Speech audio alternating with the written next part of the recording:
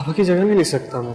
मेरे कंधों पे बोझ आ गया, अब समझ नहीं आ रहा। वक्त से पहले ही हमारे कंधों पर जिम्मेदारियों का बोझ डाल दिया गया। घर के खर्चे के पैसे वो कौन देगा? वो जिम्मेदारी मैंने आलिया को दे दी है। वो औरत इस घर में दाखिल नहीं होगी। इस घर में जो भी फैसला होगा मेरी मर्जी से होगा। तुम्हारे ऊपर। बिस्मिल्लाहिर्रहमानिर्रहीम। एयरवे ड्रामा मायरी दी अगली किस्त ये हम देखेंगे कि एनी और फ़ाखर के कंधों पर बहुत बड़ी ज़िम्मेदारी पड़ चुकी है। पहले को तो एक दूसरे की ज़िम्मेदारी थी, चाहे वो समझते थे या नहीं, अब सब घर वालों की आ गई है। जिसका जितना रिश्ता है उसे उतना ही दुख है भाई साहब का, ज़हीर की मौत का। मगर ये दो हंसों की जोड़ी, इनको सिर्फ कारोबार की फ़िक्र है। मगर शायद ये भूल रहे हैं कि उनके हाथ कुछ नहीं आने वाला, क्योंकि ज़हीर का वारिस अब भी इस घर में मौजूद है।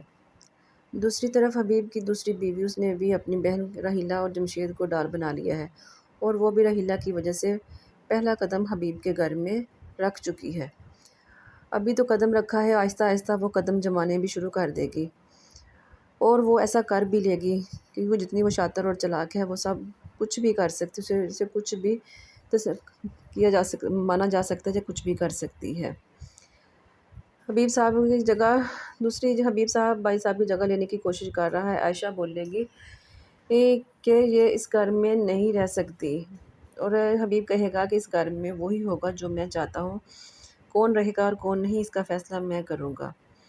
हबीब ये सब आयशा के साथ अच्छा नहीं कर रहा है। इसका सिर्फ असर ना सिर्फ आयशा पर बल्कि इसकी अपनी बेटी पर भी पड़ेगा, क्योंकि बेटी एनी पर भी पड़ेगा, क्योंकि जो सीन माँ ने देखा है हबीब को अपनी दूसरी बीवी के साथ, शायद उसे जितनी तकलीफ़ आयशा को पहुंची है उतनी तकलीफ़ एनी को भी पहुंची है आमना को फ़ाखर के साथ खड़ा देखकर। मगर हबीब और फ़ाखर इस दर्द को महसूस नहीं कर सकते। आयशा तो पहले ही बड़ी अजियत में थी अपनी सौतन की वजह से, पर जब वो सौतन उसके सर पर सवार हो जाएगी तो मतलब उसके घर में आकर रहेगी तो क्या बीतेगी उस पर। इन पता नहीं इन मर्दों को क्यों एहसास नहीं होता कि सामने वाला भी इंसान है, उसके पास भी दिल है और वो भी जानदार है, उसको भी उतनी तकलीफ़ होती है। पर हबीब कभी खुदा ना ख्वास्ता इस बात तब उसे पता चलेगा जब कभी बात मर्दों के अपने आप पर आती है कि जब वो अपनी बीवी को किसी के साथ देखते हैं तो बहुत तकलीफ़ पहुंचती है उनको, चाहे वो किसी अच्छे मकसद के साथ ही किसी के साथ हो। पर हबीब और फ़ाखर को अभी इस तकलीफ़ का एहसास नहीं है। जब उसको हबीब को पता तब चलेगा जब फ़ाखर भी अपने चचा के नक्शे कदम पर चलेगा, जब वो उसकी बेटी पर किसी को फ़ोकियत देगा ना, शायद उसे तब आयशा की तकलीफ़ का एहसास होगा कि ये औरत के लिए कितना मुश्किल होता है किसी दूसरी औरत को बर्दाश्त करना।